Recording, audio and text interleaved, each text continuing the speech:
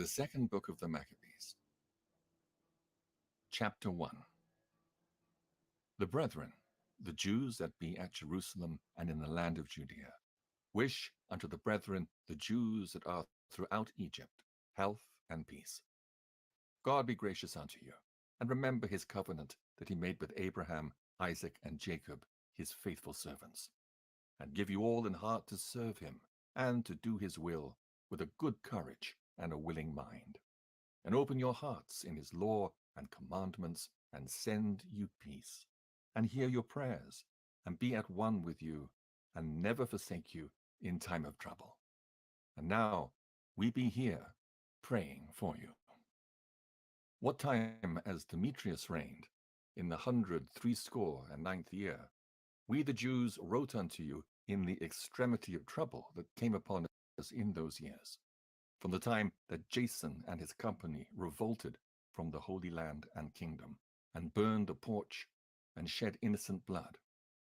Then we prayed unto the Lord, and were heard. We offered also sacrifices and fine flour, and lighted the lamps, and set forth the loaves. And now see that ye keep the Feast of Tabernacles in the month Caslu. In the 168th year, the people that were at Jerusalem and in Judea, and the council, and Judas, sent greeting and health unto Aristobulus, King Ptolemaeus' master, who was of the stock of the anointed priests, and to the Jews that were in Egypt. Insomuch as God hath delivered us from great perils, we thank him highly, as having been in battle against the king. For he cast them out that fought within the holy city.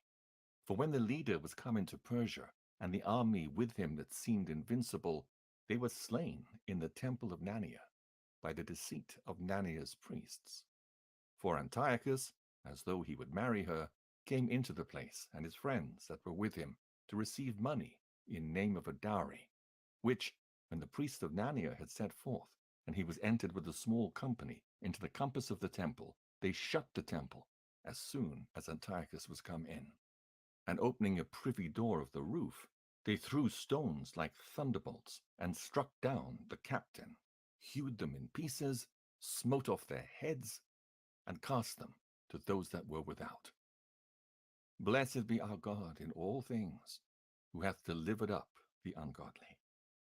Therefore, whereas we are now purposed to keep the purification of the temple upon the 25th day of the month Caslu, we thought it necessary to certify you thereof, that ye also might keep it, as the feast of the tabernacles and of the fire, which was given us when Nehemias offered sacrifice, after that he had builded the temple and the altar.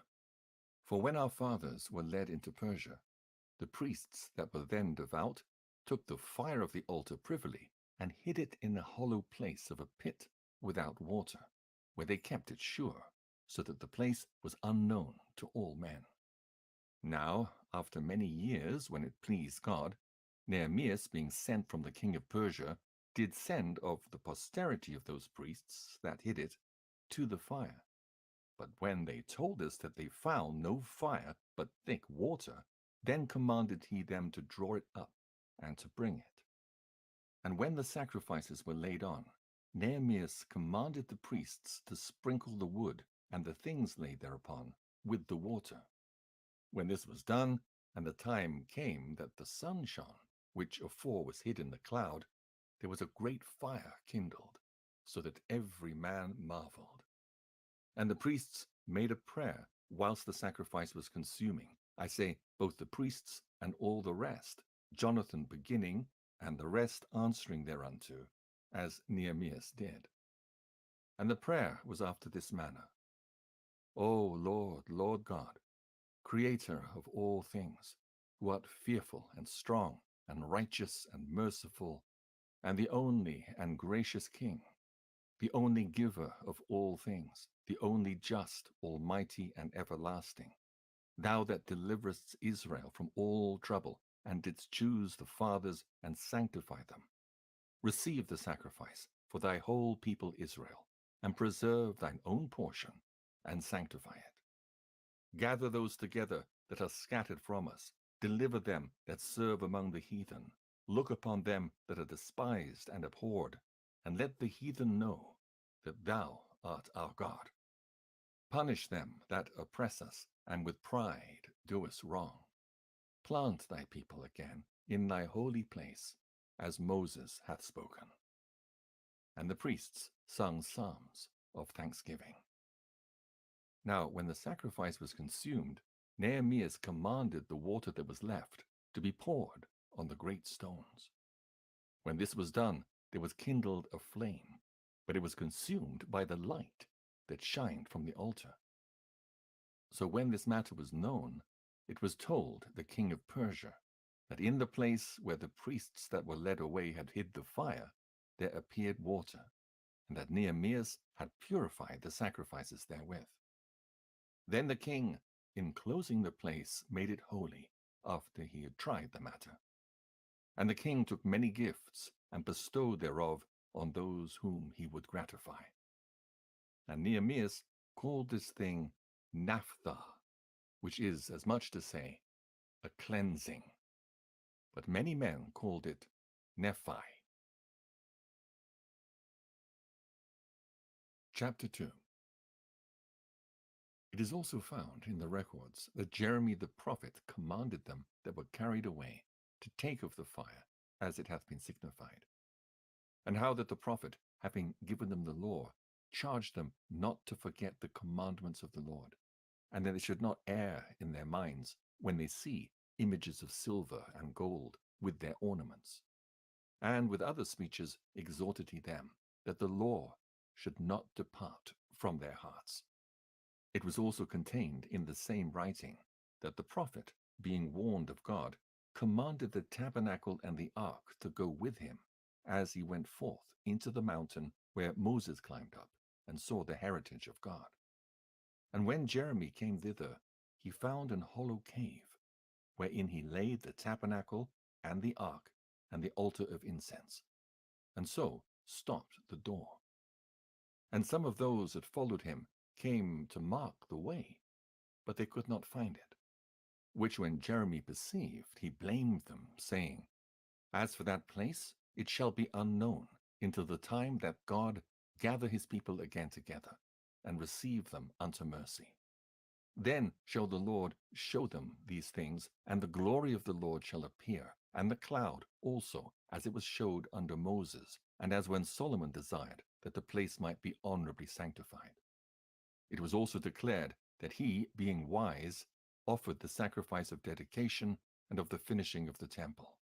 And as when Moses prayed unto the Lord, the fire came down from heaven and consumed the sacrifices, even so prayed Solomon also, and the fire came down from heaven and consumed the burnt offerings. And Moses said, Because the sin offering was not to be eaten, it was consumed. So Solomon kept those 8 days. The same things also were reported in the writings and commentaries of Nehemiah, and how he, founding a library, gathered together the acts of the kings and the prophets and of David and the epistles of the kings concerning the holy gifts. In like manner also Judas gathered together all those things that were lost by reason of the war we had, and they remain with us. Whereof, if ye have need thereof, send some to fetch them unto you. Whereas we then are about to celebrate the purification, we have written unto you, and ye shall do well if ye keep the same days. We hope also that the God that delivered all his people, and gave them all an heritage, and the kingdom, and the priesthood, and the sanctuary, as he promised in the law, will shortly have mercy upon us, and gather us together out of every land unto heaven into the holy place. For he hath delivered us out of great troubles, and hath purified the place. Now as concerning Judas Maccabeus and his brethren, and the purification of the great temple, and the dedication of the altar, and the wars against Antiochus Epiphanes and Eupator his son, and the manifest signs that came from heaven unto those that behaved themselves manfully to their honor for Judaism, so that, being but a few, they overcame the whole country, and chased barbarous multitudes, and recovered again the temple renowned all the world over, and freed the city, and upheld the laws which were going down, the Lord being gracious unto them with all favor. All these things, I say, being declared by Jason of Cyrene in 5 books, we will essay to abridge in 1 volume. For considering the infinite number and the difficulty which they find that desire to look into the narrations of this story for the variety of the matter, we have been careful that they that will read may have delight, and that they that are desirous to commit to memory might have ease, and that all into whose hands it comes might have profit. Therefore to us that have taken upon us this painful labor of abridging, it was not easy, but a matter of sweat and watching, even as it is no ease unto him that prepareth a banquet, and seeketh the benefit of others, yet, for pleasuring of many, we will undertake gladly this great pains, leaving to the author the exact handling of every particular, and laboring to follow the rules of an abridgment. For as the master builder of a new house must care for the whole building, but he that undertaketh to set it out and paint it must seek out fit things for the adorning thereof, even so I think it is with us, to stand upon every point and go over things at large and be curious in particulars belongeth to the first author of the story. But to use brevity and avoid much laboring of the work is to be granted to him that will make an abridgment. Here then will we begin the story, only adding thus much to that which hath been said, that it is a foolish thing to make a long prologue, and to be short in the story itself. Chapter 3. Now when the holy city was inhabited with all peace, and the laws were kept very well, because of the godliness of Onias the high priest, and his hatred of wickedness, it came to pass that even the kings themselves did honor the place, and magnify the temple with their best gifts. Insomuch that Seleucus of Asia of his own revenues bare all the costs belonging to the service of the sacrifices. But one Simon of the tribe of Benjamin, who was made governor of the temple, fell out with the high priest about disorder in the city. And when he could not overcome Onias, he gat him to Apollonius, the son of Thracius, who was then governor of Cilicia and Phoenice, and told him that the treasury in Jerusalem was full of infinite sums of money, so that the multitude of their riches, which did not pertain to the account of the sacrifices, was innumerable, and that it was possible to bring all into the king's hand. Now when Apollonius came to the king, and had showed him of the money whereof he was told, the king chose out Heliodorus his treasurer, and sent him with a commandment to bring him the foresaid money. So forthwith Heliodorus took his journey, under a colour of visiting the cities of Cilicia and Phoenice, but indeed to fulfill the king's purpose. And when he was come to Jerusalem, and had been courteously received of the high priest of the city, he told him what intelligence was given of the money, and declared wherefore he came, and asked if these things were so indeed. Then the high priest told him that there was such money laid up for the relief of widows and fatherless children, and that some of it belonged to Hyrcanus, the son of Tobias, a man of great dignity, and not as that wicked Simon had misinformed. The sum whereof in all was 400 talents of silver, and 200 of gold, and that it was altogether impossible that such wrongs should be done unto them that had committed it to the holiness of the place, and to the majesty and inviolable sanctity of the temple, honored over all the world. But Heliodorus, because of the king's commandment given him, said that in any wise it must be brought into the king's treasury. So, at the day which he appointed, he entered in to order this matter. Wherefore there was no small agony throughout the whole city. But the priests, prostrating themselves before the altar in their priests' vestments, called unto heaven upon him that made a law concerning things given to be kept, that they should safely be preserved for such as had committed them to be kept. Then whoso had looked the high priest in the face, they would have wounded his heart. For his countenance and the changing of his colour declared the inward agony of his mind. For the man was so compassed with fear and horror of the body, that it was manifest to them that looked upon him what sorrow he had now in his heart. Others ran, flocking out of their houses to the general supplication, because the place was like to come into contempt. And the women, girt with sackcloth under their breasts, abounded in the streets. And the virgins that were kept in ran, some to the gates, and some to the walls, and others looked out of the windows. And all, holding their hands toward heaven, made supplication. Then it would have pitied a man to see the falling down of the multitude of all sorts, and the fear of the high priest being in such an agony. Then they called upon the Almighty Lord to keep the things committed of trust safe and sure for those that had committed them. Nevertheless, Heliodorus executed that which was decreed.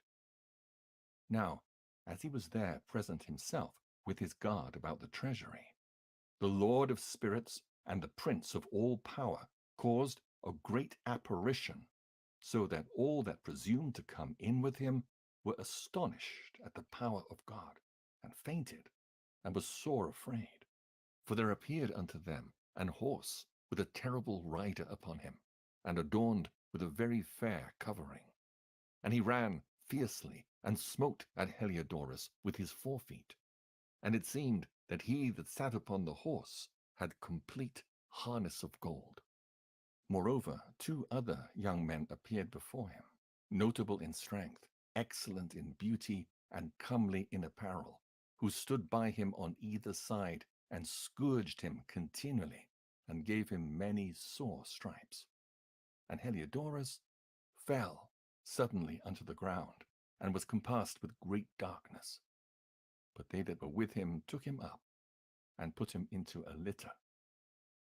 Thus him that lately came with a great train, and with all his guard, into the said treasury, they carried out, being unable to help himself with his weapons. And manifestly they acknowledged the power of God. For he, by the hand of God, was cast down, and lay speechless without all hope of life. But they praised the Lord that had miraculously honored his own place.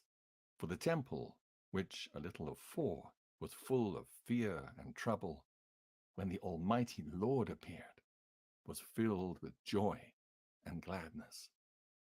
Then straightways certain of Heliodorus' friends prayed Onias that he would call upon the Most High to grant him his life, who lay ready to give up the ghost. So the high priest, suspecting lest the king should misconceive that some treachery had been done to Heliodorus by the Jews, offered a sacrifice for the health of the man. Now as the high priest was making an atonement, the same young men in the same clothing appeared, and stood beside Heliodorus, saying, Give Onias the high priest great thanks, insomuch as for his sake the Lord hath granted thee life. And seeing that thou hast been scourged from heaven, declare unto all men the mighty power of God. And when they had spoken these words, they appeared no more. So Heliodorus, after he had offered sacrifice unto the Lord, and made great vows unto him that had saved his life, and saluted Onias, returned with his host to the king. Then testified he to all men the works of the great God, which he had seen with his eyes. And when King Heliodorus, who might be a fit man to be sent yet once again to Jerusalem, he said, If thou hast any enemy or traitor, send him thither, and thou shalt receive him well scourged, if he escape with his life. For in that place, no doubt, there is an especial power of God. For he that dwelleth in heaven hath his eye on that place, and defendeth it, and he beateth and destroyeth them that come to hurt it. And the things concerning Heliodorus and the keeping of the treasury fell out on this sort. Chapter 4. This Simon, now of whom we spake afore, having been a betrayer of the money and of his country, slandered Onias, as if he had terrified Heliodorus and been the worker of these evils. Thus was he bold to call him a traitor, that had deserved well of the city, and tended his own nation, and was so zealous of the laws. But when their hatred went so far, that by one of Simon's faction murders were committed, Onias, seeing the danger of this contention, and that Apollonius, as being the governor of Coele and Phenice, did rage and increase Simon's malice, he went to the king, not to be an accuser of his countrymen, but seeking the good of all, both public and private. For he saw that it was impossible that the state should continue quiet, and Simon leave his folly, unless the king did look thereunto. But after the death of Seleucus, when Antiochus called Epiphanes took the kingdom, Jason, the brother of Onias, labored underhand to be high priest, promising unto the king by intercession 360 talents of silver, and of another revenue 80 talents.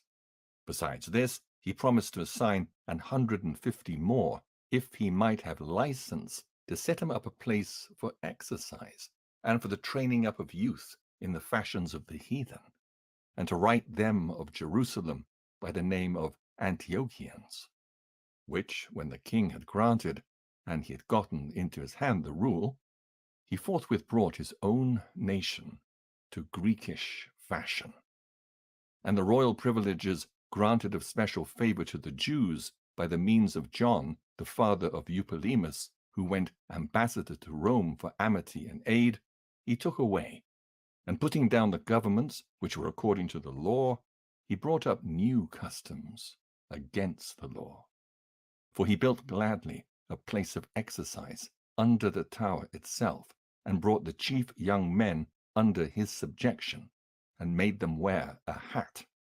Now such was the height of Greek fashions, and increase of heathenish manners, through the exceeding profaneness of Jason, that ungodly wretch, and no high priest, that the priests had no courage to serve any more at the altar, but despising the temple and neglecting the sacrifices, hastened to be partakers of the unlawful allowance in the place of exercise, after the game of discus called them forth, not setting by the honors of their fathers, but liking the glory of the Grecians best of all.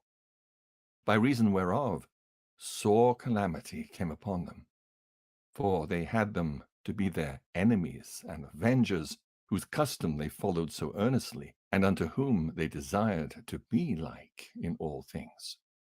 For it is no light thing to do wickedly against the laws of God, but the time following shall declare these things.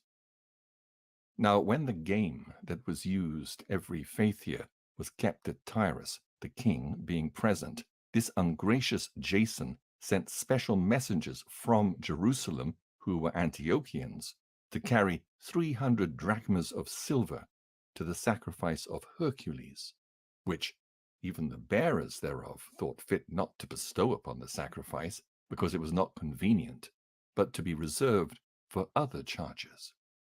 This money, then, in regard of the sender, was appointed to Hercules' sacrifice, but because of the bearers thereof, it was employed to the making of galleys.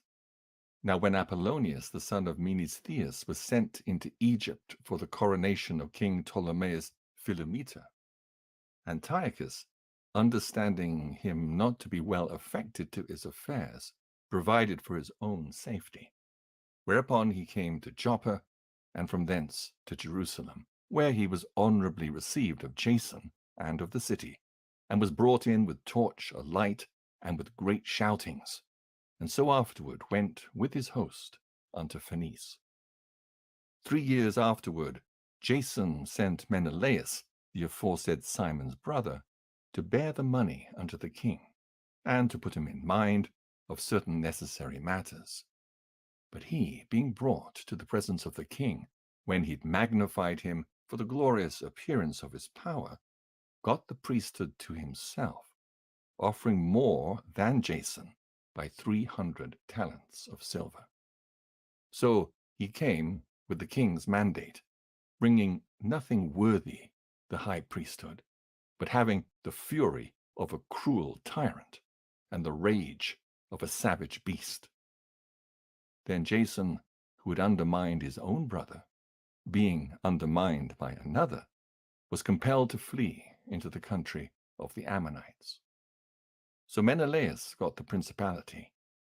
But as for the money that he promised unto the king, he took no good order for it, albeit Sostratus, the ruler of the castle, required it. For unto him appertained the gathering of the customs, wherefore they were both called before the king. Now Menelaus left his brother Lysimachus in his stead in the priesthood, and Sostratus left Crates, who was governor of the Cyprians. While those things were in doing, they of Tarsus and Malice made insurrection, because they were given to the king's concubine, called Antiochus. Then came the king in all haste to appease matters, leaving Andronicus, a man in authority, for his deputy. Now Menelaus, supposing that he'd gotten a convenient time, stole certain vessels of gold out of the temple, and gave some of them to Andronicus, and some he sold into Tyrus and the cities round about, which, when Onias knew of a surety, he reproved him, and withdrew himself into a sanctuary at Daphne, that lieth by Antiochia.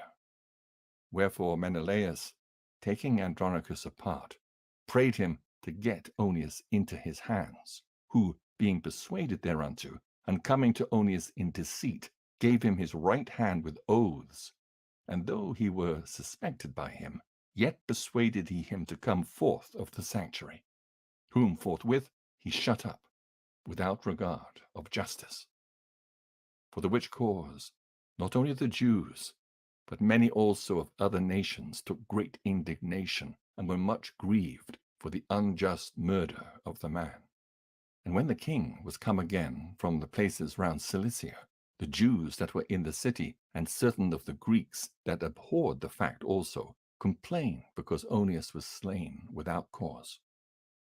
Therefore Antiochus was heartily sorry, and moved to pity, and wept, because of the sober and modest behavior of him that was dead.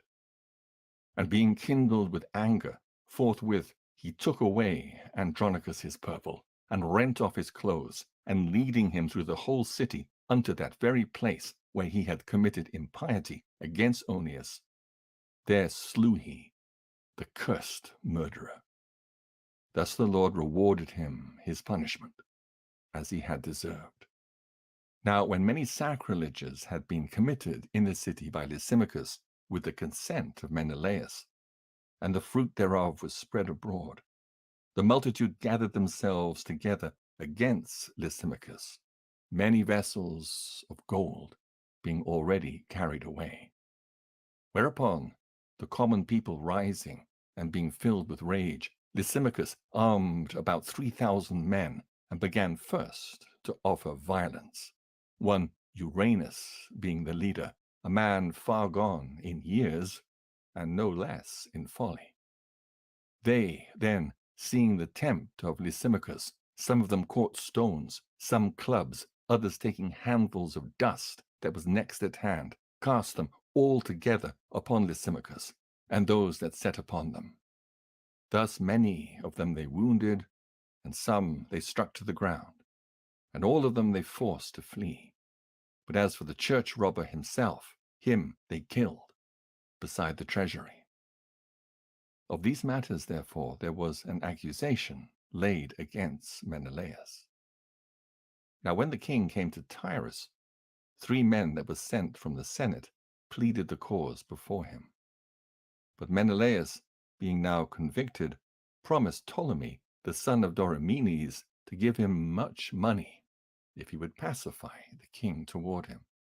Whereupon Ptolemy, taking the king aside into a certain gallery, as it were to take the air, brought him to be of another mind, insomuch that he discharged Menelaus from the accusations, who, notwithstanding, was cause of all the mischief.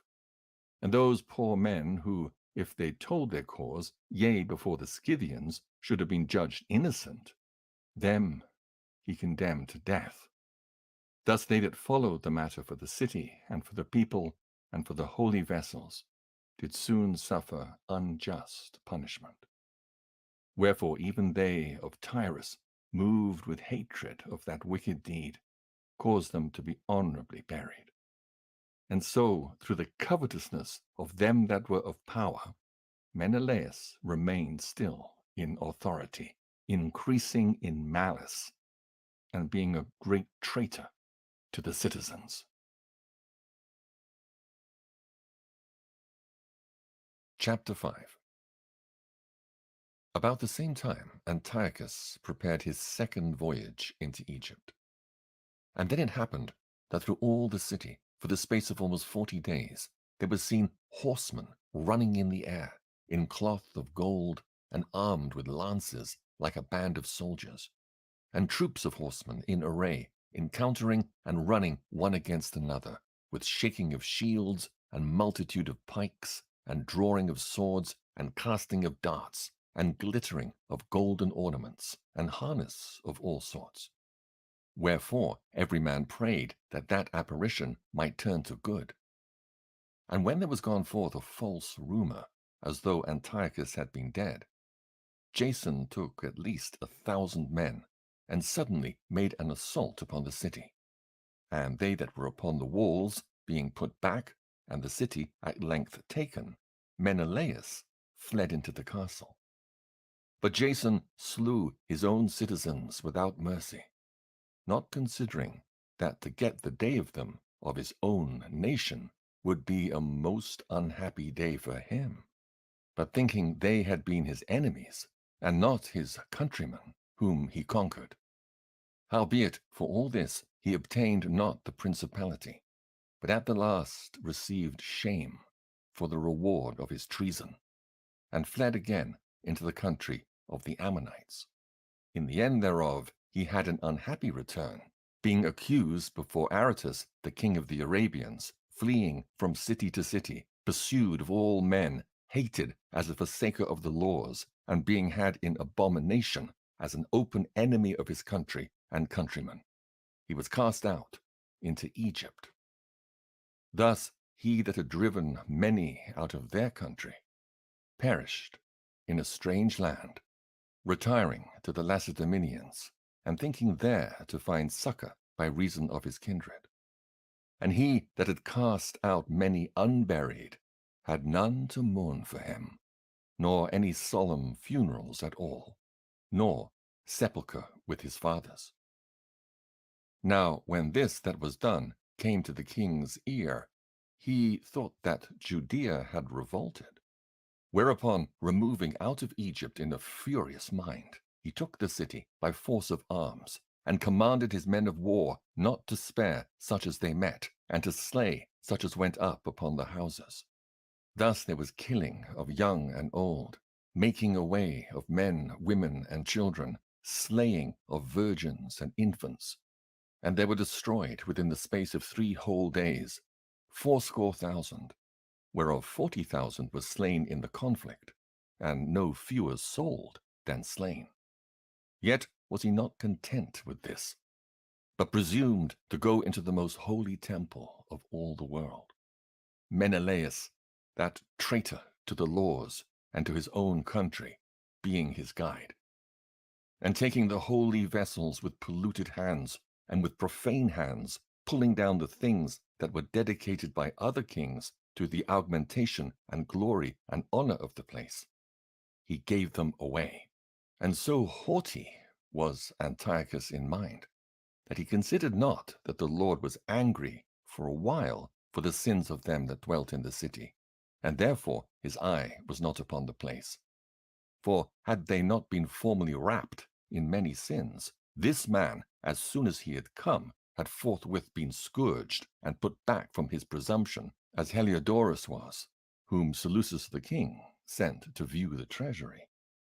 Nevertheless, God did not choose the people for the place's sake, but the place for the people's sake. And therefore the place itself, that was partaker with them of the adversity that happened to the nation, did afterward communicate in the benefits sent from the Lord. And as it was forsaken in the wrath of the Almighty, so again, the great Lord being reconciled, it was set up with all glory.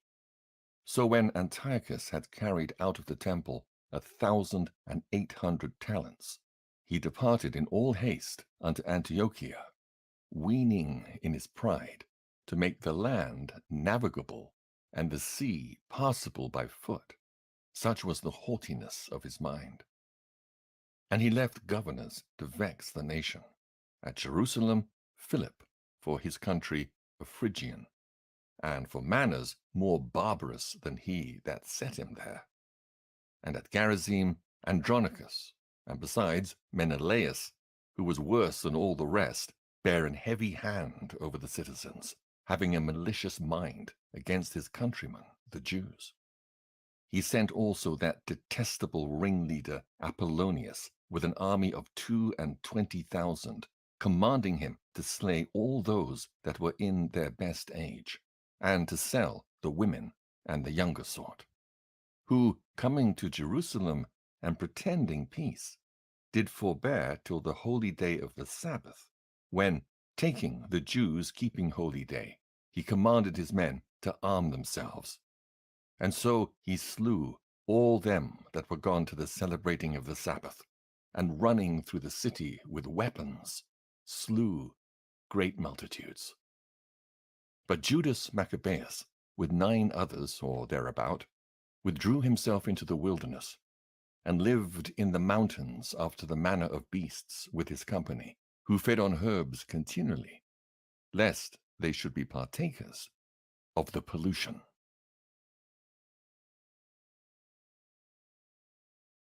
Chapter 6. Not long after this, the king sent an old man of Athens to compel the Jews to depart from the laws of their fathers, and not to live after the laws of God, and to pollute also the temple in Jerusalem, and to call it the temple of Jupiter Olympius, and that in Gerizim of Jupiter the defender of strangers, as they did desire that dwelt in the place. The coming in of this mischief was sore and grievous to the people. For the temple was filled with riot and reveling by the Gentiles, who dallied with harlots, and had to do with women within the circuit of the holy places, and besides that brought in things that were not lawful. The altar also was filled with profane things, which the law forbiddeth. Neither was it lawful for a man to keep Sabbath days or ancient fasts, or to profess himself at all to be a Jew. And in the day of the king's birth, every month, they were brought by bitter constraint to eat of the sacrifices. And when the fast of Bacchus was kept, the Jews were compelled to go in procession to Bacchus, carrying ivy. Moreover, there went out a decree to the neighbor cities of the heathen, by the suggestion of Ptolemy against the Jews, that they should observe the same fashions, and be partakers of their sacrifices. And whoso would not conform themselves to the manner of the Gentiles should be put to death. Then might a man have seen the present misery. For there were 2 women brought, who had circumcised their children, whom, when they had openly led round about the city, the babes handing at their breasts, they cast them down headlong from the wall. And others that had run together into caves nearby to keep the Sabbath day secretly, being discovered by Philip, were all burnt together, because they made a conscience to help themselves for the honor of the most sacred day.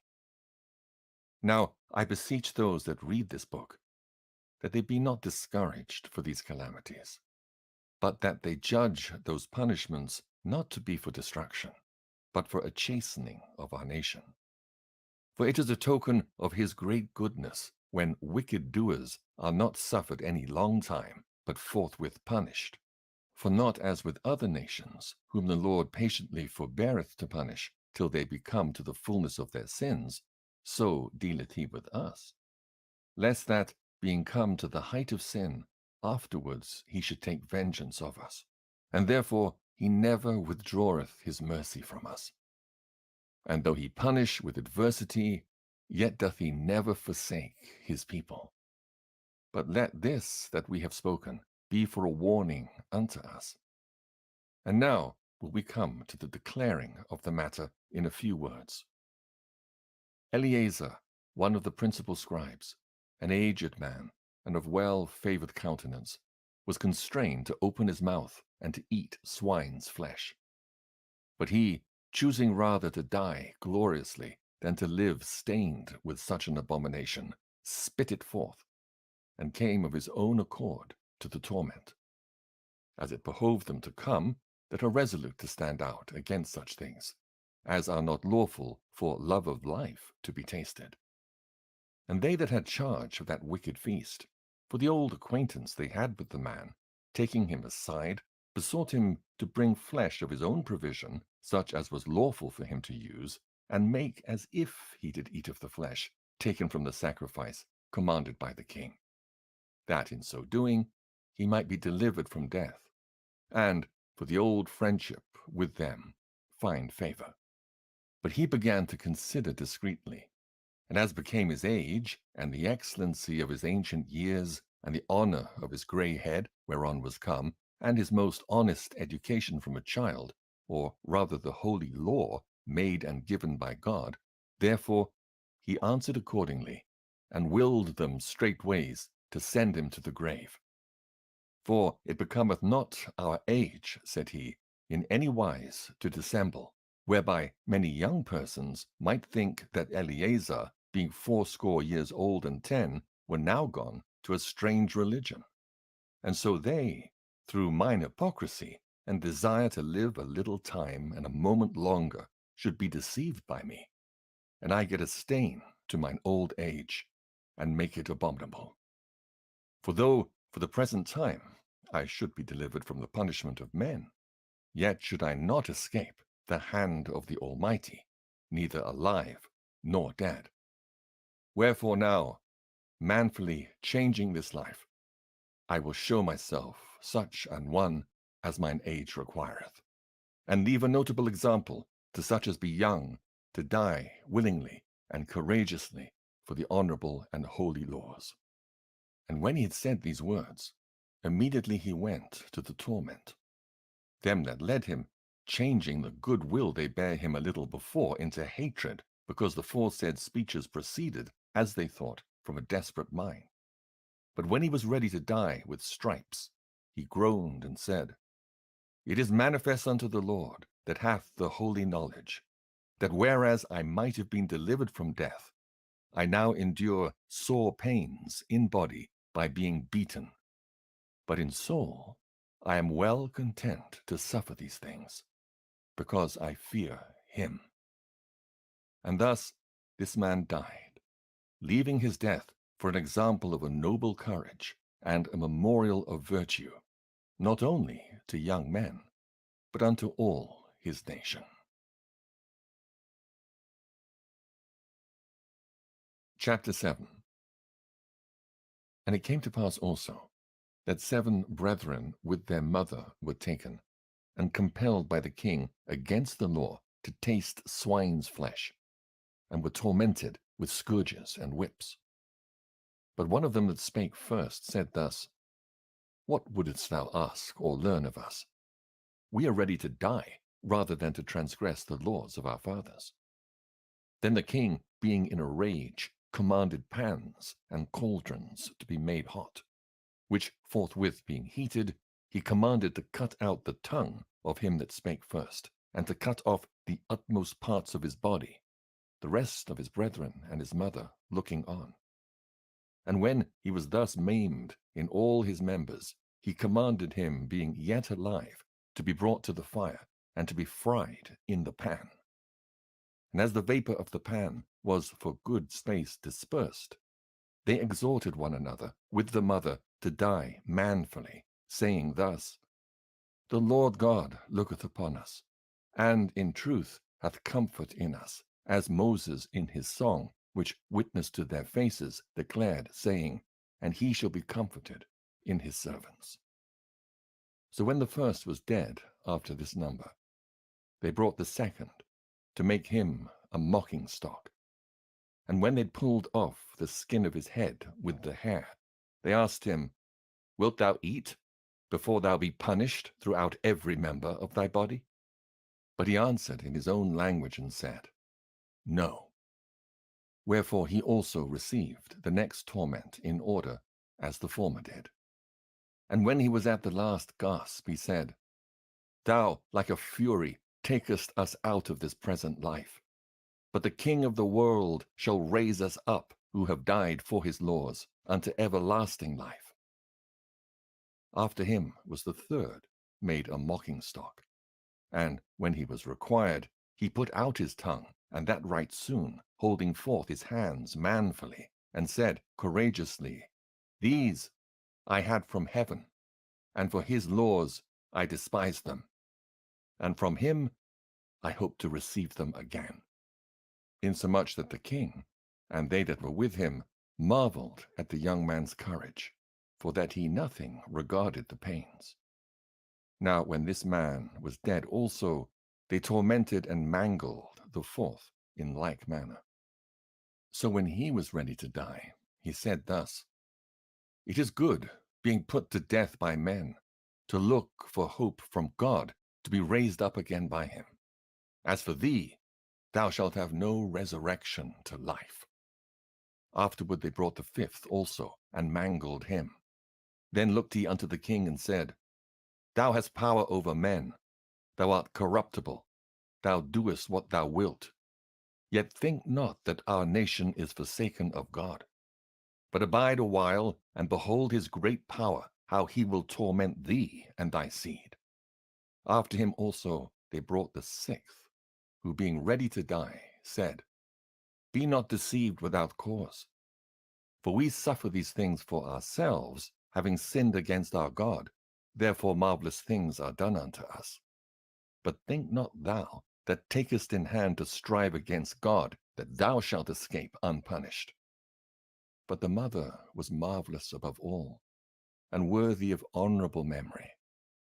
For when she saw her 7 sons slain within the space of one day, she bare it with a good courage, because of the hope that she had in the Lord. Yea, she exhorted every one of them in her own language, filled with courageous spirits, and stirring up her womanish thoughts with a manly stomach. She said unto them, I cannot tell how ye came into my womb, for I neither gave you breath nor life. Neither was it I that formed the members of every one of you, but doubtless the Creator of the world, who formed the generation of man, and found out the beginning of all things, will also of his own mercy give you breath and life again, as ye now regard not your own selves, for his law's sake.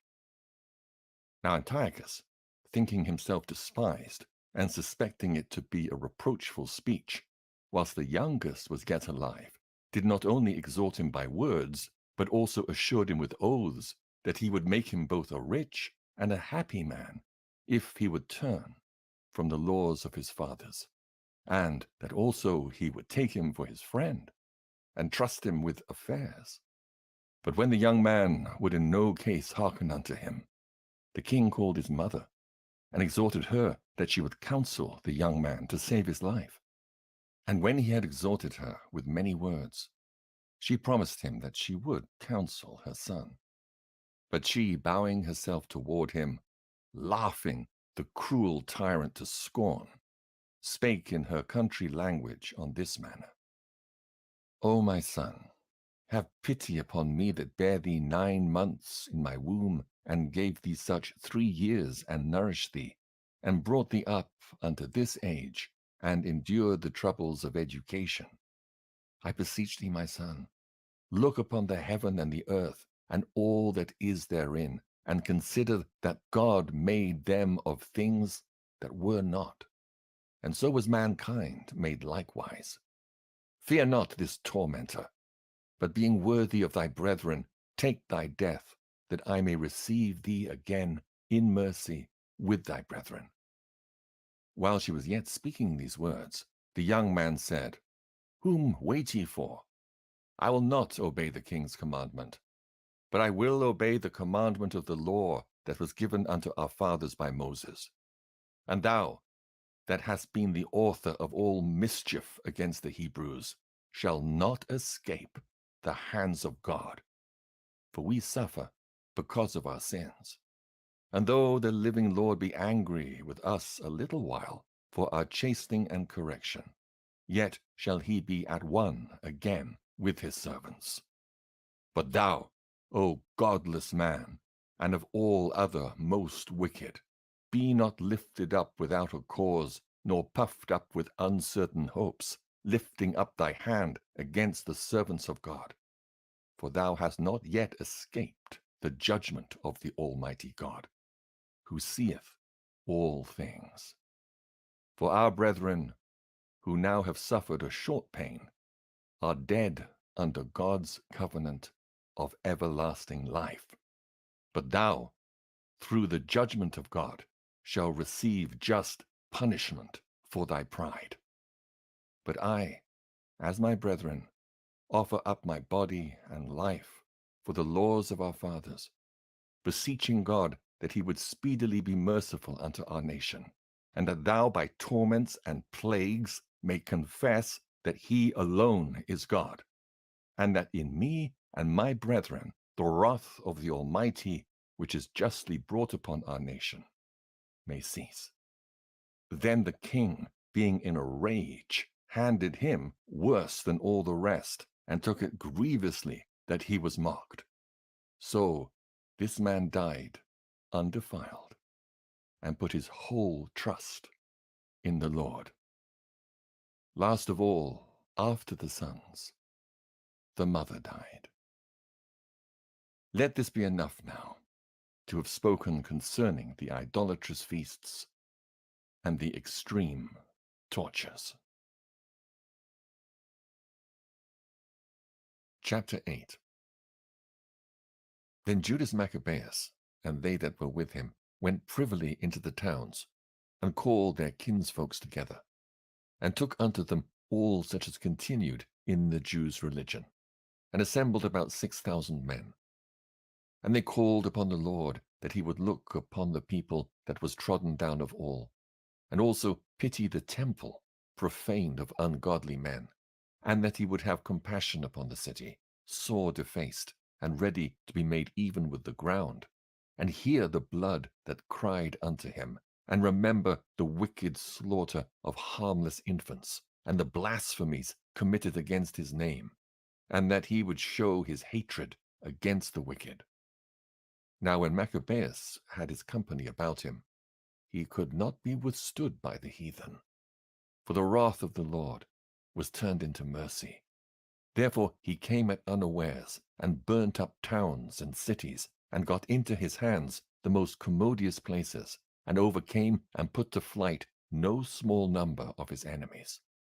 But especially took he advantage of the night for such privy attempts, insomuch that the fruit of his holiness was spread everywhere.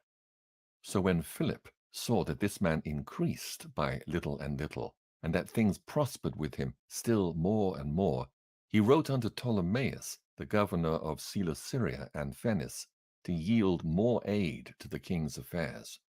Then forthwith, choosing Nicanor, the son of Patroclus, one of his special friends, he sent him with no fewer than 20,000 of all nations unto him, to root out the whole generation of the Jews.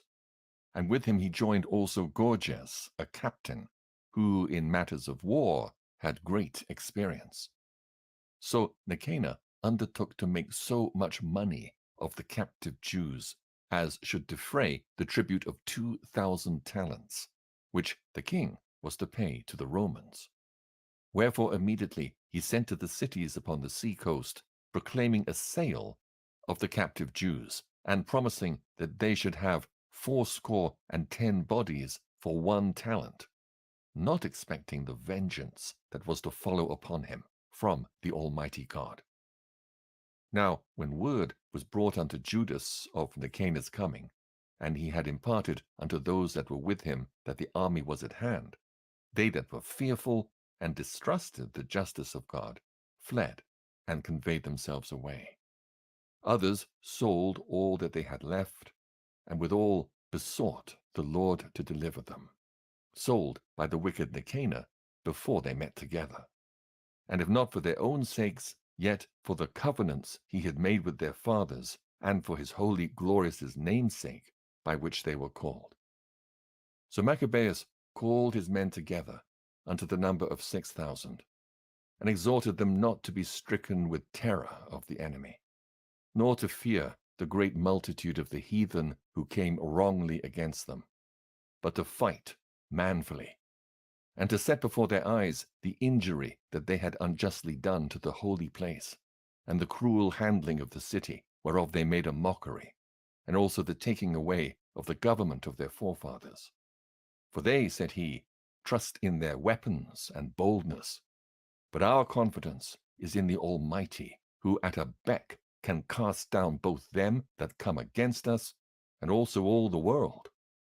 Moreover, he recounted unto them what helps their forefathers had found, and how they were delivered, when under Sennacherib 185,000 perished.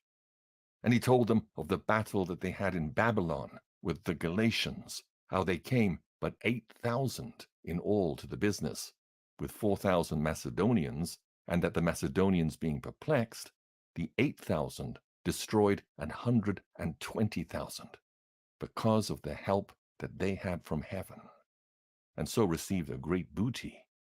Thus, when he had made them bold with these words, and ready to die for the law and the country, he divided his army into 4 parts, and joined with himself his own brethren, leaders of each band, to wit, Simon and Joseph and Jonathan, giving each one 1,500 men.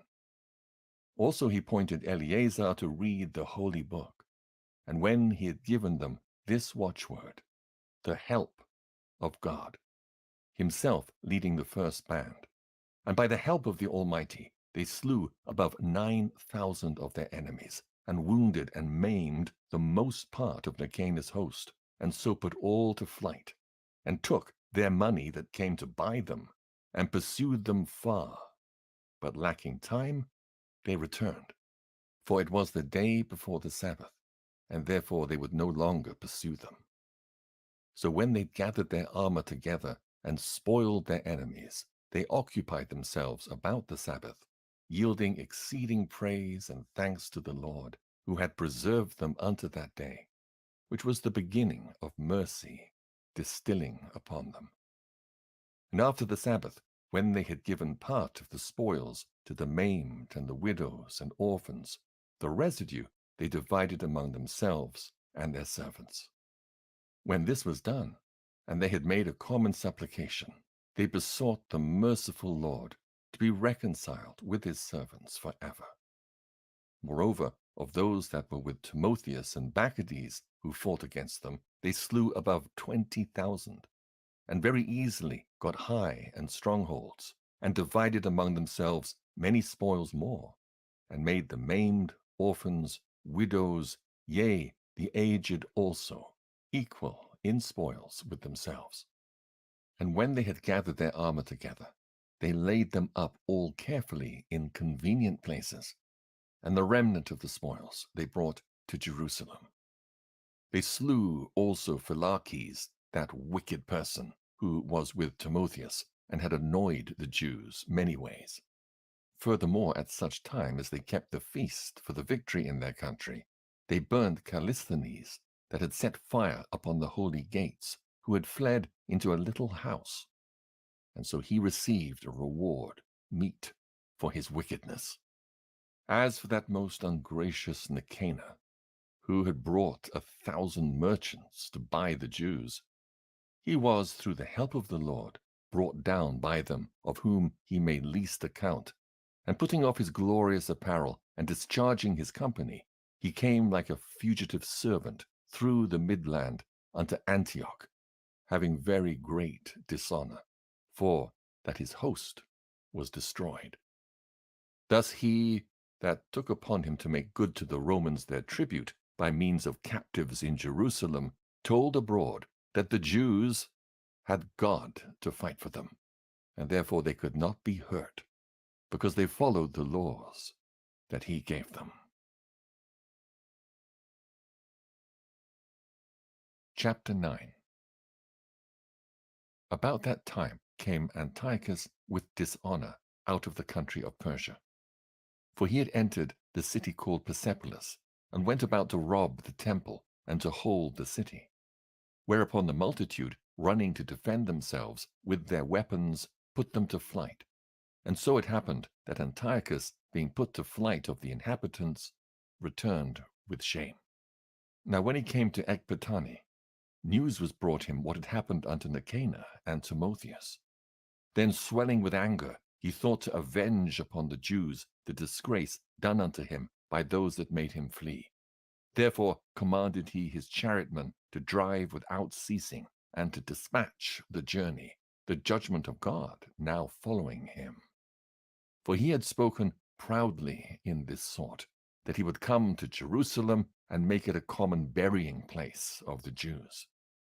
But the Lord Almighty, the God of Israel, smote him with an incurable and invisible plague. For as soon as he had spoken these words, a pain of the bowels that was a remediless came upon him, and sore torments of the inner parts, and that most justly, for he had tormented other men's bowels with many and strange torments. Howbeit, he nothing at all ceased from his bragging, but still was filled with pride, breathing out fire in his rage against the Jews, and commanding to haste the journey. But it came to pass that he fell down from his chariot, carried violently, so that having a sore fall, all the members of his body were much pained. And thus he that was a little afore thought he might command the waves of the sea, so proud was he beyond the condition of man, and weigh the high mountains in a balance, was now cast on the ground, and carried in a horse litter, showing forth unto all the manifest power of God, so that the worms rose up out of the body of this wicked man. And whiles he lived in sorrow and pain, his flesh fell away, and the filthiness of his smell was noisome to all his army. And the man that thought a little afore he could reach to the stars of heaven, no man could endure to carry for his intolerable stink. Here, therefore, being plagued, he began to leave off his great pride, and to come to the knowledge of himself by the scourge of God, his pain increasing every moment.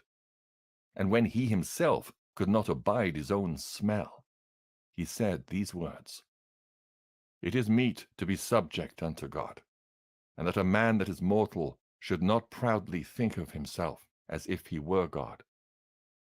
This wicked person vowed also unto the Lord, who now no more would have mercy upon him, saying thus, that the holy city to which he was going, to lay it even with the ground, and to make it a common burying place, he would set at liberty.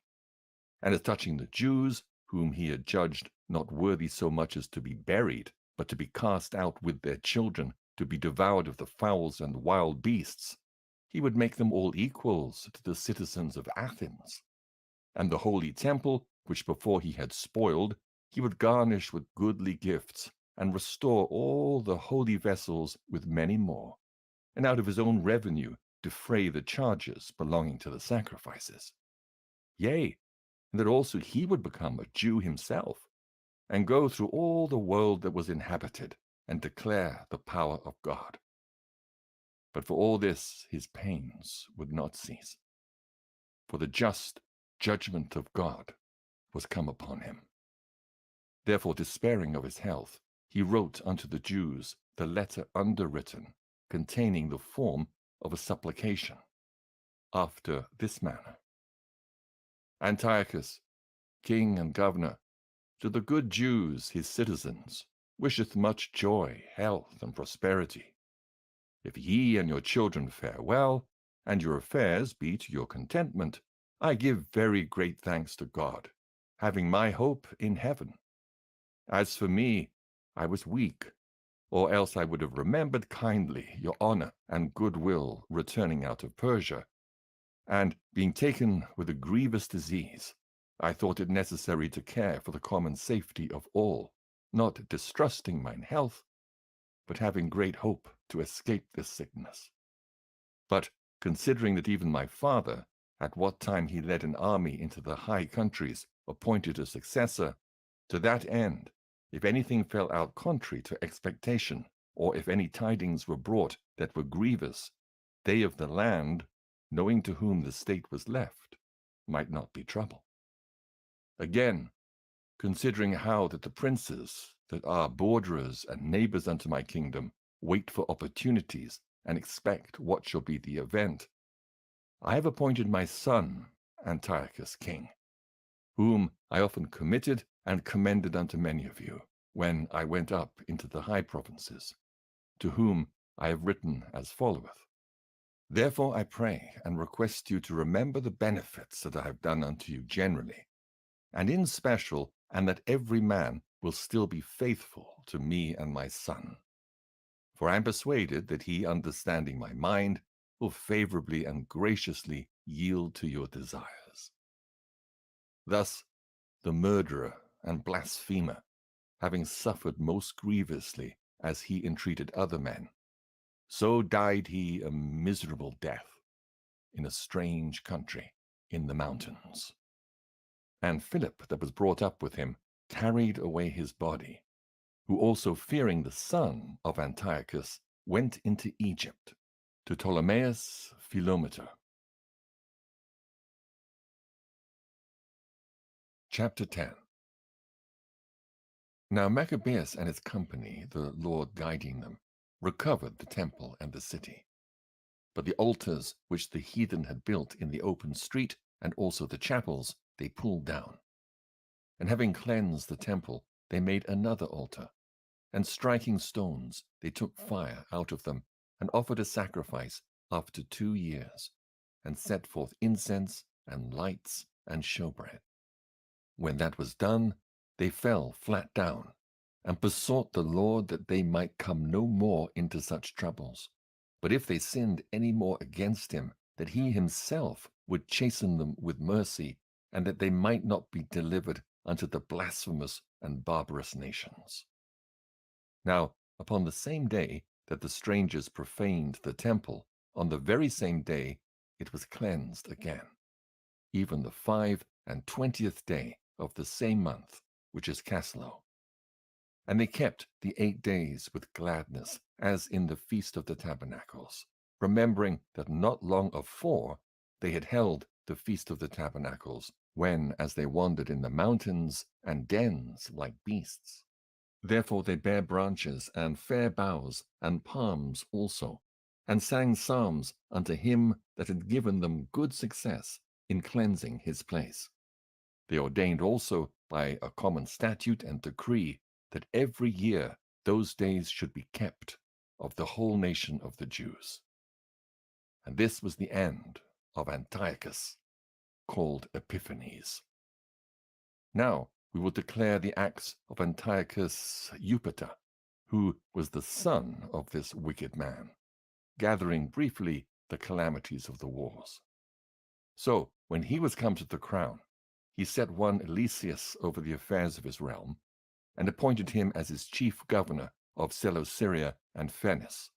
For Ptolemaeus, that was called Macron, choosing rather to do justice unto the Jews for the wrong that had been done unto them, endeavored to continue peace with them. Whereupon, being accused of the king's friends before Eupator, and called traitor at every word, because he had left Cyprus, that Philometor hath committed unto him, and departed to Antiochus Epiphanes, and seeing that he was in no honorable place, he was so discouraged that he poisoned himself and died. But when Gorgias was governor of the holds, he hired soldiers and nourished war continually with the Jews. And therewithal the Idumeans, having gotten into their hands the most commodious holds, kept the Jews occupied. And receiving those that were banished from Jerusalem, they went about to nourish war. Then they that were with Maccabeus made supplication, and besought God that he would be their helper. And so they ran with violence upon the strongholds of the Idumeans. And assaulting them strongly, they won the holds, and kept off all that fought upon the wall, and slew all that fell into their hands, and killed no fewer than 20,000. And because certain who were no less than 9,000 were fled together into two very strong castles, having all manner of things convenient to sustain the siege, Maccabeus left Simon and Joseph and Zacchaeus also, and them that were with him, who were enough to besiege them, and departed himself unto those places which more needed his help. Now they that were with Simon, being led with covetousness, were persuaded for money through certain of those that were in the castle, and took 70,000 drachms, and let some of them escape. But when it was told Maccabeus what was done, he called the governors of the people together, and accused those men that they had sold their brethren for money, and set their enemies free to fight against them. So he slew those that were found traitors, and immediately took the two castles.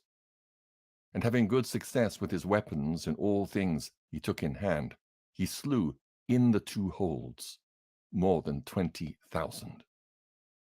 Now Timotheus, whom the Jews had overcome before, when he had gathered a great multitude of foreign forces and horses out of Asia, not a few, came as though he would take Jewry by force of arms.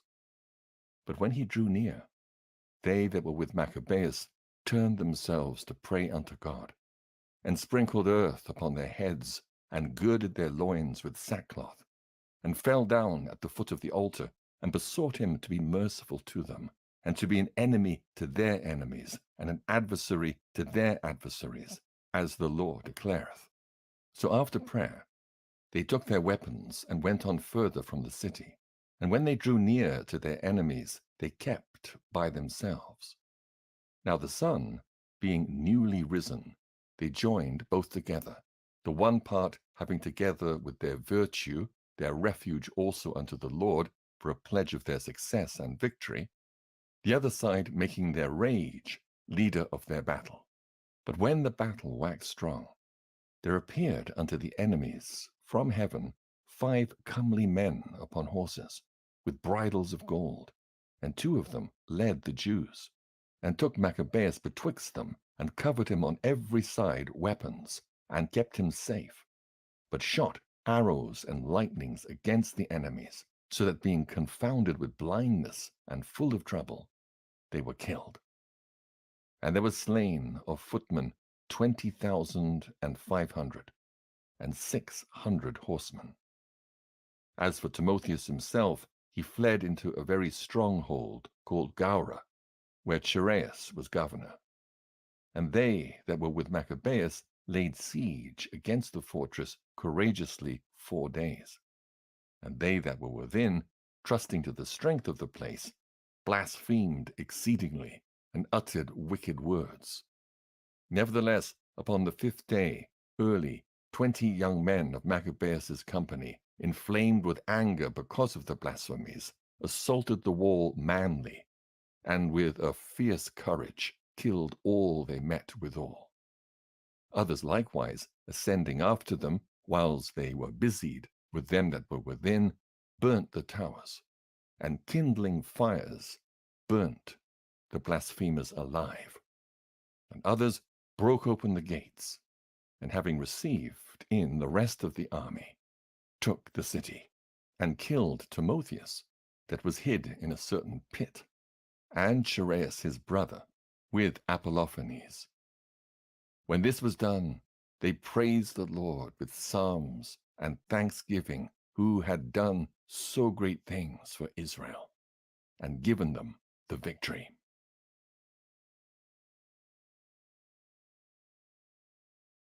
Chapter 11. Not long after, Lysias, the king's protector and cousin, who also managed the affairs, took sore displeasure for the things that were done. And when he had gathered about 80,000 with all the horsemen, he came against the Jews, thinking to make the city an habitation of the Gentiles, and to make a gain of the temple, as of the other chapels of the heathen, and to set the high priesthood to sale every year, not at all considering the power of God, but puffed up with his 10,000s of footmen, and his thousands of horsemen, and his 80 elephants. So he came to Judea, and drew near to Bethsura, which was a strong town, but distant from Jerusalem about 5 furlongs. And he laid sore siege unto it. Now, when they that were with Maccabees heard that he besieged the holds, they and all the people with lamentation and tears besought the Lord that he would send a good angel to deliver Israel. Then Maccabees himself first of all took weapons, exhorting the other that they would jeopardize themselves together with him to help their brethren. So they went forth together with a willing mind. And as they were at Jerusalem, there appeared before them on horseback one in white clothing, shaking his armor of gold. Then they praised the merciful God altogether, and took heart, insomuch that they were ready not only to fight with men, but with most cruel beasts, and to pierce through walls of iron. Thus they marched forward in their armor, having an helper from heaven, for the Lord was merciful unto them.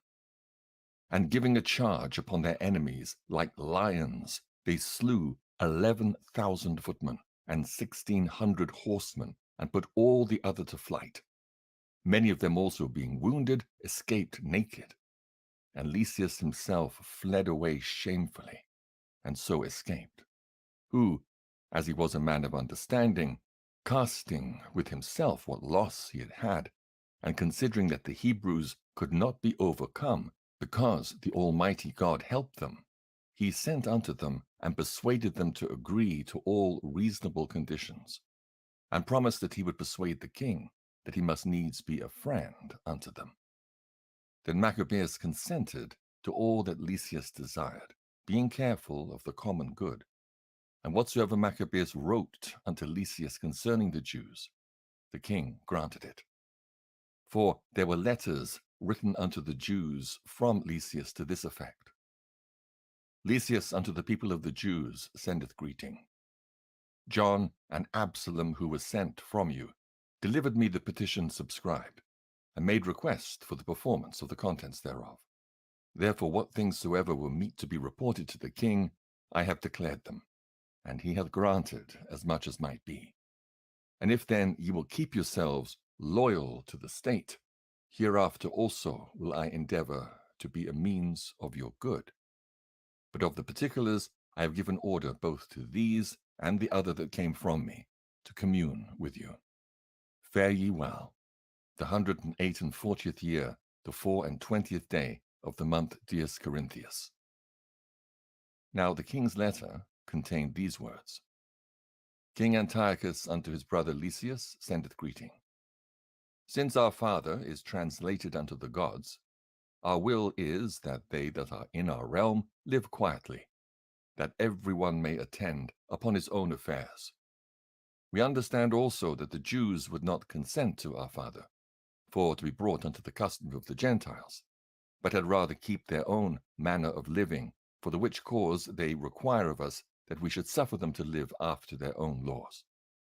Wherefore our mind is that this nation shall be in rest, and we have determined to restore them their temple, that they may live according to the customs of their forefathers. Thou shalt do well therefore to send unto them, and grant them peace, that when they are certified of our mind, they may be of good comfort, and ever go cheerfully about their own affairs. And the letter of the king unto the nation of the Jews was after this manner: King Antiochus sendeth greeting unto the council and the rest of the Jews. If ye fare well, we have our desire. We are also in good health. Menelaus declared unto us that your desire was to return home and to follow your own business. Wherefore they that will depart shall have safe conduct until the 30th day of Xanthicus, with security. And the Jews shall use their own kind of meats and laws as before, and none of them any manner of ways shall be molested for things ignorantly done. I have sent also Menelaus, that he may comfort you. Fare ye well. In the 148th year and the 15th day of the month Xanthicus. The Romans also sent unto them a letter, containing these words: Quintus Memmius and Titus Manlius, ambassadors of the Romans, send greeting unto the people of the Jews.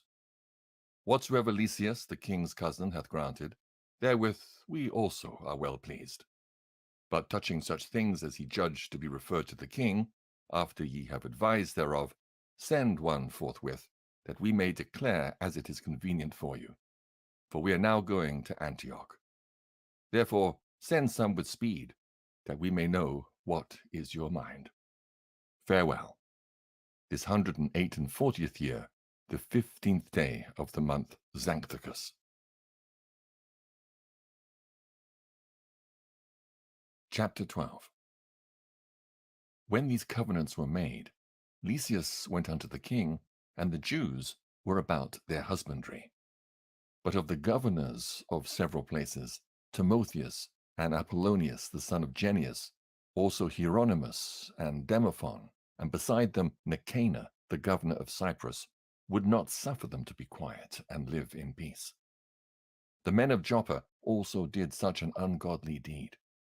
They prayed the Jews that dwelt among them to go with their wives and children into the boats which they had prepared, as though they had meant them no hurt, who accepted of it according to the common decree of the city, as being desirous to live in peace, and suspecting nothing. But when they were gone forth into the deep, they were drowned, no less than 200 of them.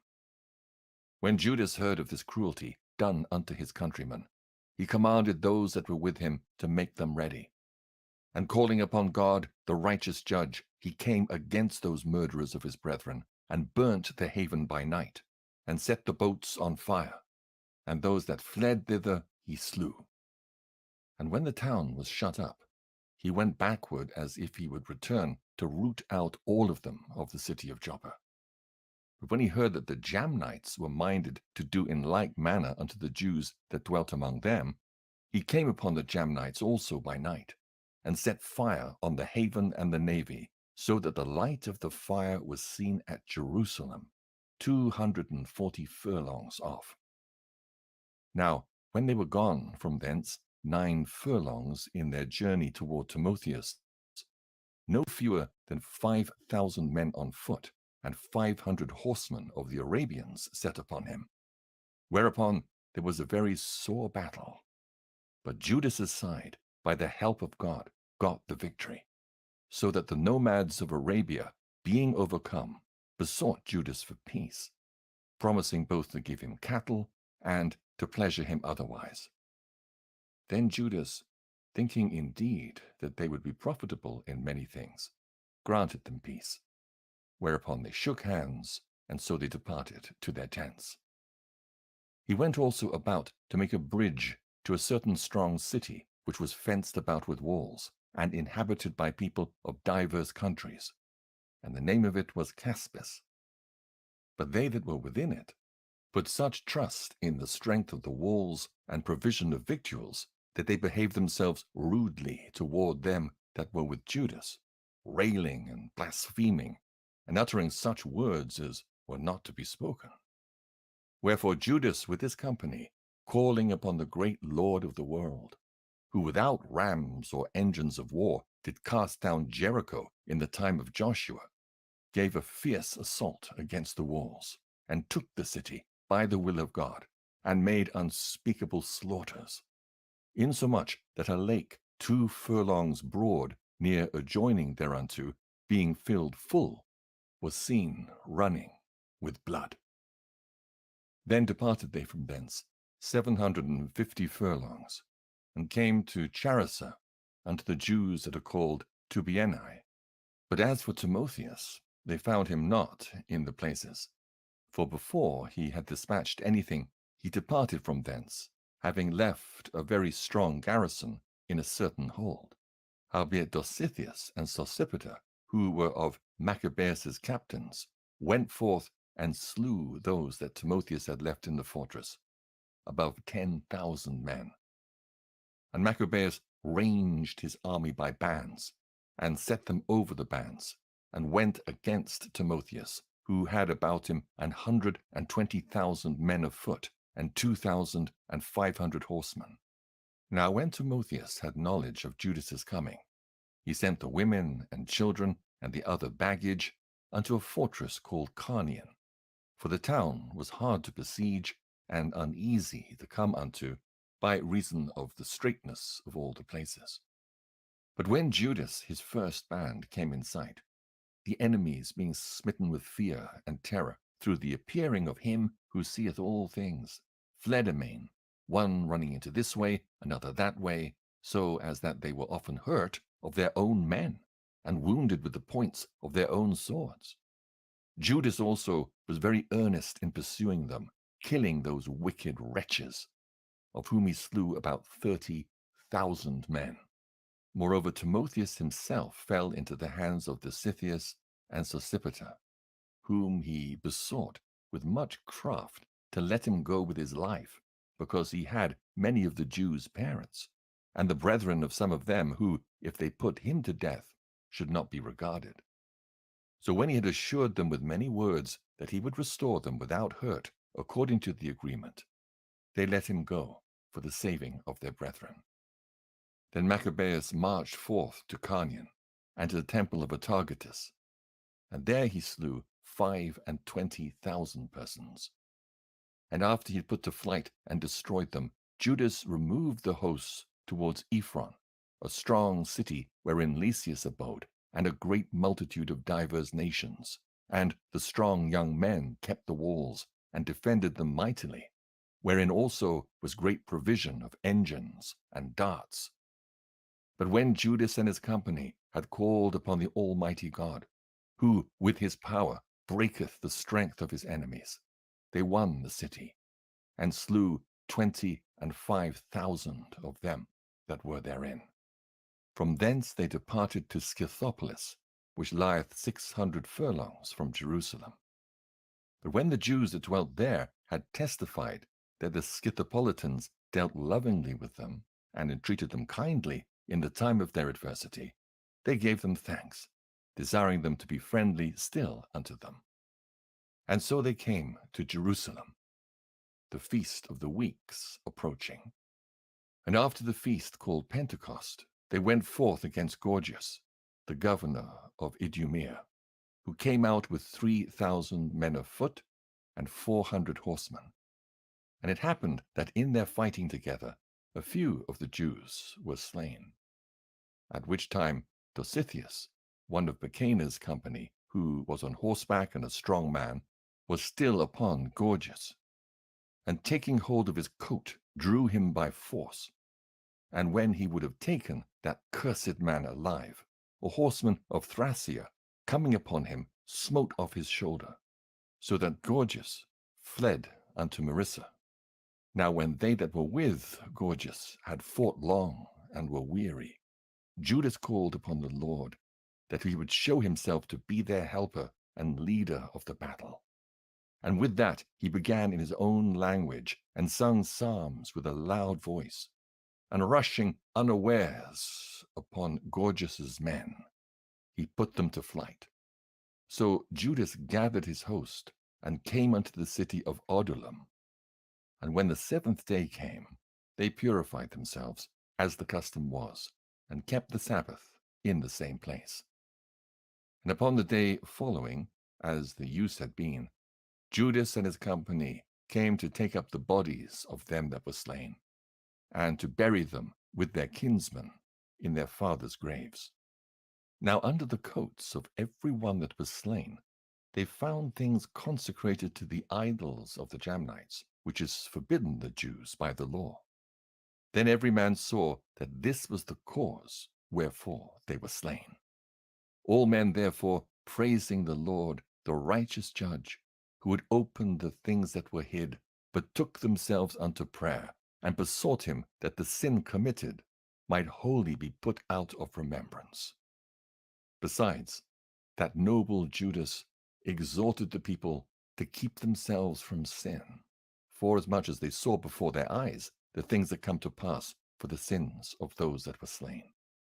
And when he had made a gathering throughout the company to the sum of 2,000 drachms of silver, he sent it to Jerusalem to offer a sin offering, doing therein very well and honestly, in that he was mindful of the resurrection. For if he had not hoped that they that were slain should have risen again, it had been superfluous and vain to pray for the dead. And also in that he perceived that there was a great favor laid up for those that died godly. It was an holy and good thought. Whereupon he made a reconciliation for the dead, that they might be delivered from sin.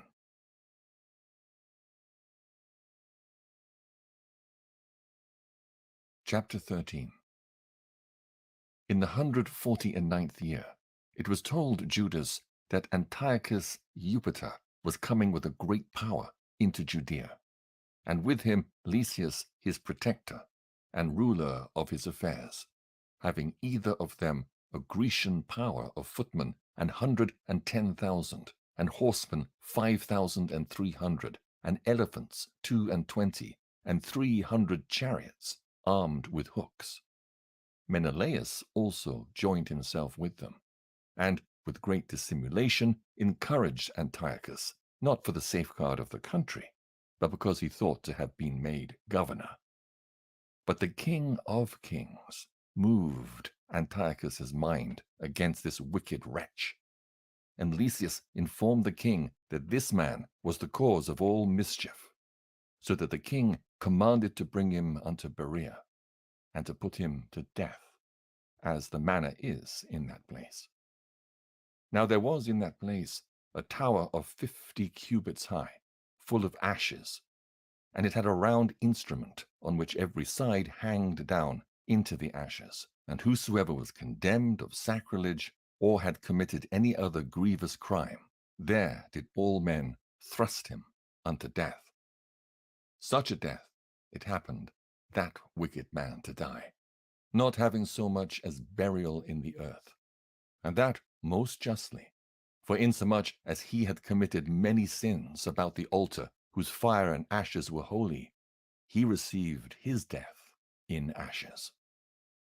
Now the king came with a barbarous and haughty mind to do far worse to the Jews than had been done in his father's time, which things, when Judas perceived, he commanded the multitude to call upon the Lord night and day, that if ever at any other time he would now also help them, being at the point to be put from their law, from their country, and from the holy temple, and that he would not suffer the people, that had even now been but little refreshed, to be in subjection to the blasphemous nations.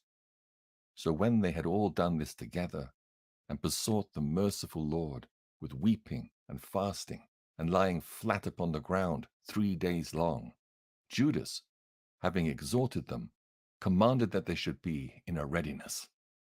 And Judas, being apart with the elders, determined, before the king's host should enter into Judea and get the city, to go forth and try the matter in fight, by the help of the Lord. So when he had committed all to the Creator of the world, and exhorted his soldiers to fight manfully, even unto death, for the laws, the temple, the city, the country, and the commonwealth, he camped by Modin. And having given the watchword to them that were about him, victory is of God, with the most valiant and choice young men, he went into the king's tent by night, and slew in the camp about 4,000 men, and the chiefest of the elephants, with all that were upon him. And at last they filled the camp with fear and tumult, and departed with good success. This was done in the break of the day, because the protection of the Lord did help him. Now when the king had taken a taste of the manliness of the Jews, he went about to take the holds by policy, and marched toward Bethsura, which was a stronghold of the Jews. But he was put to flight, failed, and lost of his men. For Judas had conveyed unto them that were in it such things as were necessary. But Rhodocus, who was in the Jews' host, disclosed the secrets to the enemies. Therefore he was sought out, and when they'd gotten him, they put him in prison. The king treated with them in Bethsum the second time, gave his hand, took theirs, departed, fought with Judas, was overcome, heard that Philip, who was left over the affairs in Antioch, was desperately bent, confounded, entreated the Jews, submitted himself, and sware to all equal conditions, agreed with them, and offered sacrifice, honored the temple, and dealt kindly with the place, and accepted well of Maccabees, made him principal governor from Ptolemais unto the Gerhenians. Came to Ptolemais, the people there were grieved for the covenants, for they stormed, because they would make their covenants void.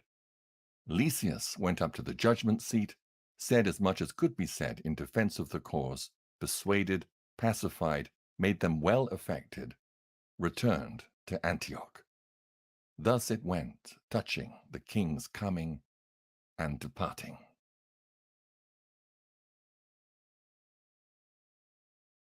Chapter 14. After 3 years was Judas informed that Demetrius, the son of Seleucus, having entered by the haven of Tripolis with a great power and navy, had taken the country, and killed Antiochus and Lysias his protector. Now one Alcimus, who had been high priest and had defiled himself wilfully in the times of their mingling with the Gentiles, seeing that by no means he could save himself, nor have any more access to the holy altar, came to King Demetrius in the 150th year, presenting unto him a crown of gold and a palm, and also of the boughs that were used solemnly in the temple. And so that day he held his peace. Howbeit, having gotten opportunity to further his foolish enterprise, and been called into council by Demetrius, and asked how the Jews stood affected, and what they intended, he answered thereunto, those of the Jews that he called Assyrians, whose captain is Judas Maccabeus, nourish war and are seditious, and will not let the rest be in peace. Therefore I, being deprived of mine ancestors' honor, I mean the high priesthood, am now come hither.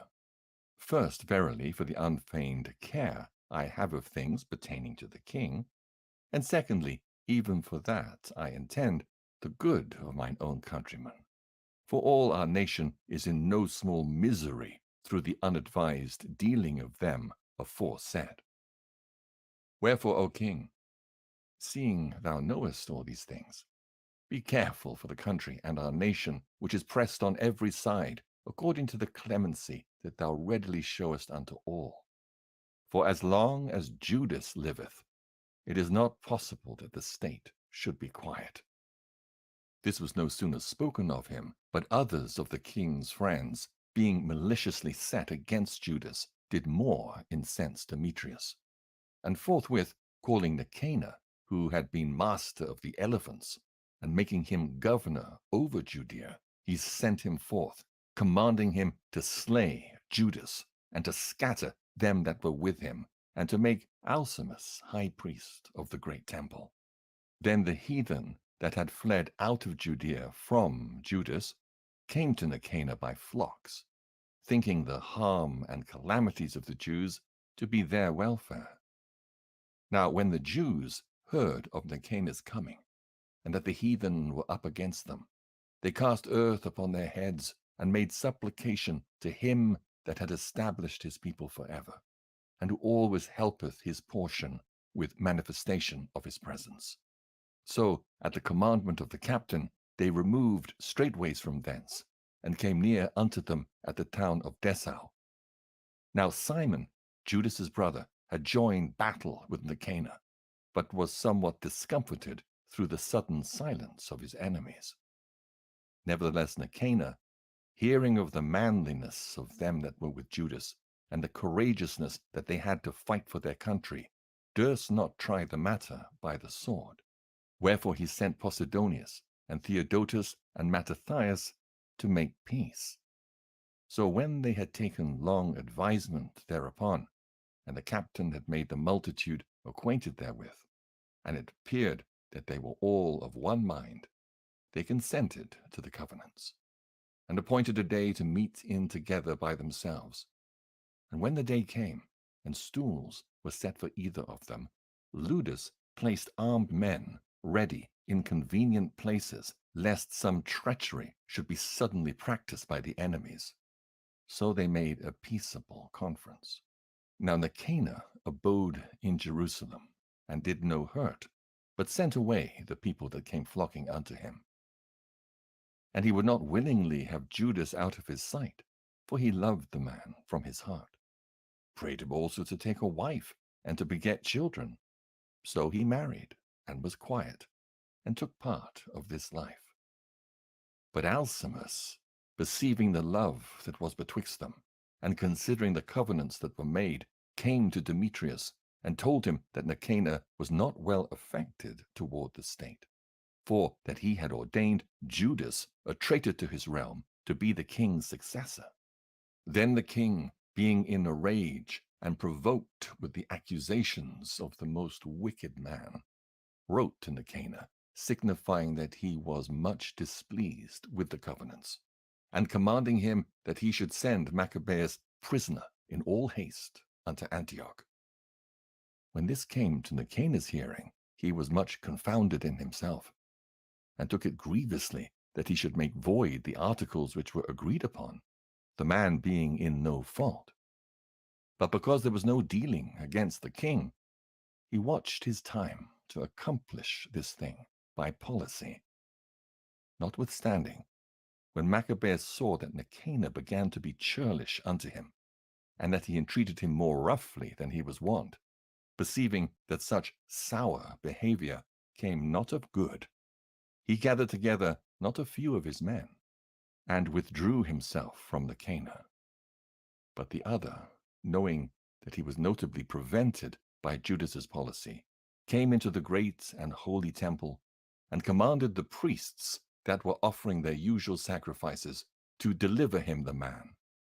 And when they sware that they could not tell where the man was whom he sought, he stretched out his right hand toward the temple, and made an oath in this manner: If ye will not deliver me Judas as a prisoner, I will lay this temple of God even with the ground, and I will break down the altar and erect a notable temple unto Bacchus.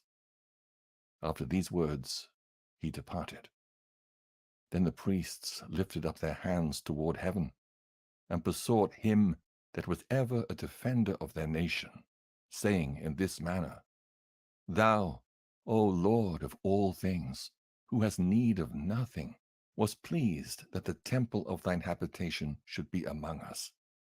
Therefore now, O holy Lord of all holiness, keep this house ever undefiled, which lately was cleansed, and stop every unrighteous mouth. Now there was there accused unto Nicanor one Razis, one of the elders of Jerusalem, a lover of his countrymen, and a man of very good report, who for his kindness was called a father of the Jews. For in the former times, when they mingled not themselves with the Gentiles, he had been accused of Judaism, and did boldly jeopard his body and life with all vehemency for the religion of the Jews.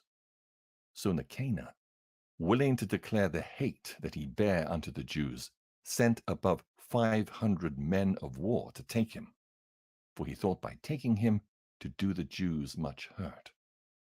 Now when the multitude would have taken the tower, and violently broken into the outer door, and bade that fire should be brought to burn it, he, being ready to be taken on every side, fell upon his sword, choosing rather to die manfully than to come into the hands of the wicked, to be abused otherwise than beseemed his noble birth. But missing his stroke through haste, the multitude also rushing within the doors, he ran boldly up to the wall, and cast himself down manfully amongst the thickest of them. But they, quickly giving back, and a space being made, he fell down into the midst of the void place. Nevertheless, while there was yet breath within him, being inflamed with anger, he rose up, and though his blood gushed out like spouts of water, and his wounds were grievous, yet he ran through the midst of the throng, and standing upon a steep rock, when as his blood was now quite gone, he plucked out his bowels, and taking them in both his hands, he cast them upon the throng, and calling upon the Lord of life and spirit to restore him those again, he thus died.